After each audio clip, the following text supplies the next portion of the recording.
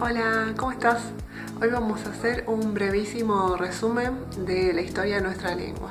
¿Alguna vez te preguntaste por qué tenemos tantas variedades de español? ¿Por qué se habla de manera tan diferente y en tantos países?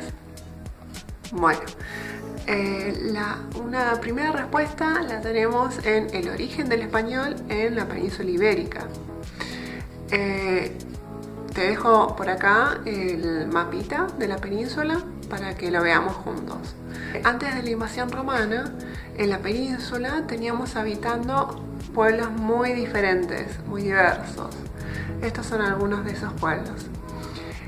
Y cada uno tenía sus costumbres, su cultura y su lengua. Entonces llegó el latín de la mano de los romanos y no logró unificar. Lo que logró fue más o menos hacer una lengua franca, que era el latín, como para que alguien pudiera con el latín, algo parecido a lo que pasa con el inglés hoy, pasar por todos los territorios de la península ibérica y hacerse entender.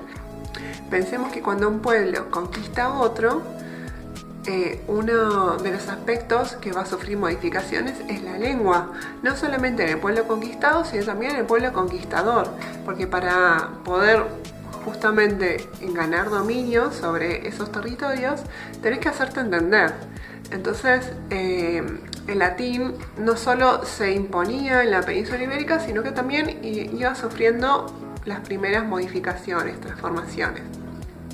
Entonces, pensemos, si entran por el sur, empiezan a subir, ¿no? Empiezan a dirigirse al norte y empiezan a conquistar. Lo mismo que con la conquista romana, la conquista musulmana tampoco logró homogeneizar la lengua, sino que era una capa más, era una influencia más. De hecho, también los musulmanes entraron en la península no con las mismas intenciones que los romanos, sino más con intenciones comerciales. Entonces, el método de conquista no fue tan agresivo como el método de conquista de los romanos. Entonces, vemos cada vez más influencias,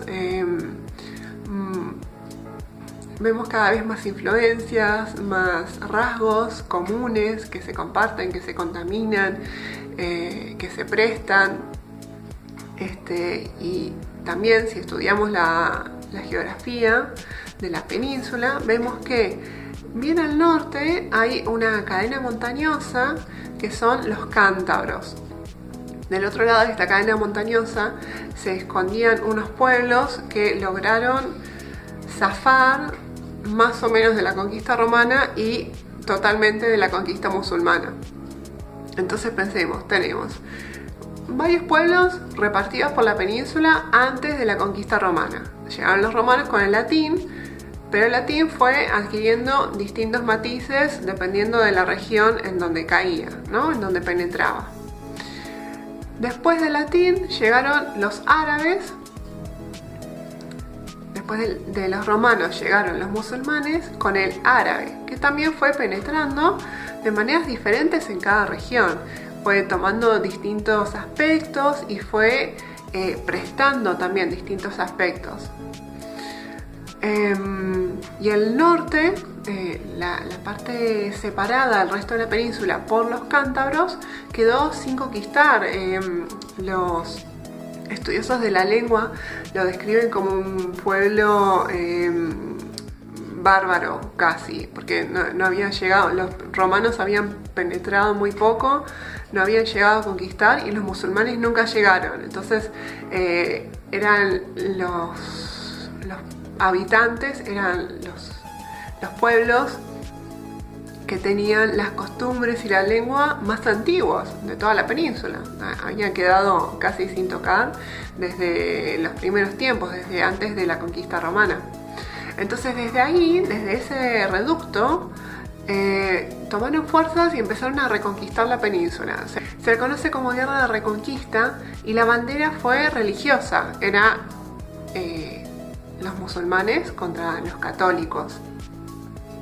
Entonces empezaron a bajar una vez que el califato perdió fuerza, cuando falleció un califa muy importante y los reinos se empezaron a dividir, se empezaron a pelear entre ellos, era el clima propicio para que los pueblos esos que habían quedado en el norte empezaran a juntar fuerzas y empezaran a correr a los musulmanes cada vez más hacia el sur hasta la expulsión definitiva.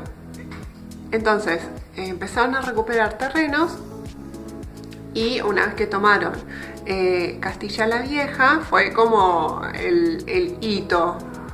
Bueno, a partir de acá ya tenemos toda la península reconquistada, ¿no? Castilla la Vieja está justo en el centro. Entonces, en pocos años, esos pueblos que estaban recuperando territorio en la península ibérica lograron arrinconar a los musulmanes a una porción ínfima de territorio en el sur de la península. Bueno, entonces eso es más o menos la historia, los orígenes del castellano. Y fíjate cómo todos los cambios que fueron sufriendo estos pueblos en donde se originó nuestra lengua influyen muchísimo, no solo en España, que tenemos un montón de pueblos diferentes, un montón de lenguas diferentes, sino también en nosotros, en sus hijos, ¿no? en sus conquistados. Porque tenemos distintas acepciones para las palabras, distintas expresiones. El español está bastante homogeneizado, pero igualmente es una lengua que tiene un montón de variaciones. Si vos estudias o conoces un poco del inglés, vas a ver que entre Inglaterra y Estados Unidos hay diferencias, pero no son diferencias tan grandes como las que vemos entre los países de habla hispana. Y eso es en parte por la manera que tuvo de originarse nuestra lengua. Eso por un lado. Y por otro lado, un detalle interesante que también tiene bastante que ver con la ortografía. Si a vos no te cuesta la ortografía, seguramente conozcas a alguien a quien sí, porque la ortografía es algo azaroso, es algo caprichoso. Hay algunas reglas que tienen justificación, pero hay otras que son totalmente absurdas casi. Por ejemplo, ¿por qué hacer se escribe con H? Bueno, esa H ahí está para indicar que antes había otra letra. Esa otra letra era una F, porque viene de facer del latín. Y con la evolución, con los años, ese sonido inicial cayó.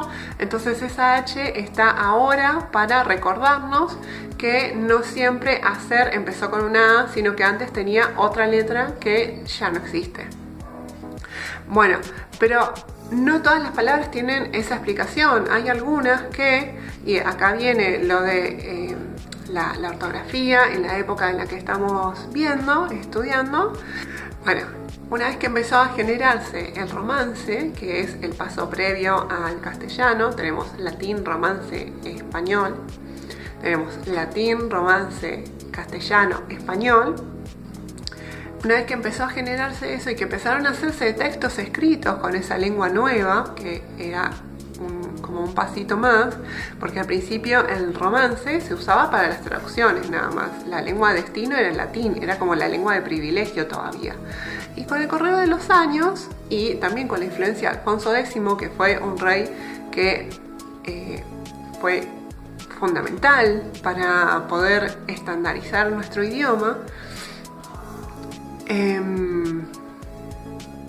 cuando se empezó a ver al romance y al castellano como una lengua de destino, o sea, como una lengua tan importante como el latín, y el latín empezó a ser desplazado, entonces lo que se vio es que para producir textos escritos, la técnica que se usaba era la de las escuelas de copistas, ¿no? Teníamos un texto en árabe, una persona que hablaba el árabe, y hablaba también el romance.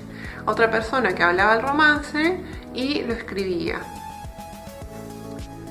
Y en las sucesivas etapas, un texto, desde que empezaba a traducirse hasta que llegaba a la versión final, podían pasar muchos años. Recordemos que estos textos eran manuscritos, que pasaban por distintas manos, que los revisaban, que quizás hacían distintas traducciones de distintos pasajes, que iluminaban las letras, las márgenes. Si buscas las iluminaciones, las ilustraciones de estos manuscritos, hay unas que son preciosas, que tienen mucho que ver con la trama, a veces esconden chistes internos.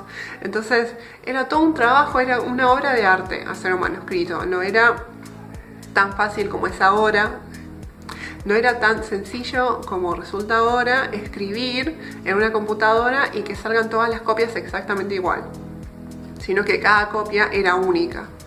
Entonces, así como cada copia era única, también cada versión escrita, cada ortografía era única. Muchas veces una única palabra, una misma palabra, se escribía de un montón de formas diferentes. Por ejemplo, el sonido ñ, el de niño o niña, por ejemplo, esa ñ, que ahora conocemos como la n con el signito arriba, había copistas que quizás lo escribían como una NI, o que le ponían otro signo arriba de la N, o lo escribían como les sonaba fonéticamente, porque no había reglas establecidas para que escribieran todos de la misma manera. Entonces empezaron a establecer estas pequeñas reglas de, bueno, cada vez que tengamos este sonido lo escribimos con una N con el dibujito arriba. Cada vez que tengamos esto otro, y cada vez que tengamos, por ejemplo, una palabra como hacer, a la que se le cayó la letra inicial, bueno, eso lo indicamos con una H. Vas a ver que, por ejemplo, en el Quijote tenés todavía facer con F. Y tenés también palabras que se escriben de dos maneras diferentes dependiendo del lugar que estés leyendo del libro. Entonces, por eso nuestro idioma es tan complejo y pasan cosas como que dos hablantes nativos de la lengua tengan dudas sobre un uso aceptado o no, y resulta que los dos usos son aceptados. Todo este video se originó a raíz de que yo estaba convencida de que la forma correcta de la frase temas tabú era esa, con tabú en singular, temas tabú, por las reglas de concordancia. Y una compañera me dijo, ¿no sería temas tabúes? También por la concordancia, pero de número. Y resulta que vas a la Fondeu, y las dos expresiones son correctas. Y a mí no me sonaba temas tabúes y a ella no le sonaba temas tabú. Entonces así hay un montón de cosas, como la ortografía. Seguramente te pasó muchas veces que no te acordabas cómo escribir una palabra y la googleaste, que hacen que nuestro idioma sea tan complejo y tan rico. Bueno, momento nerdo, y lo quise compartir. Si alguna vez te habías hecho estas preguntas sobre nuestra lengua, si te interesaría conocer un poco más, que revisáramos algunas expresiones, por ejemplo, o que las rastreáramos, podemos hacerlo. Y nos vemos en el próximo video. No te olvides de suscribirte. Chao, chao.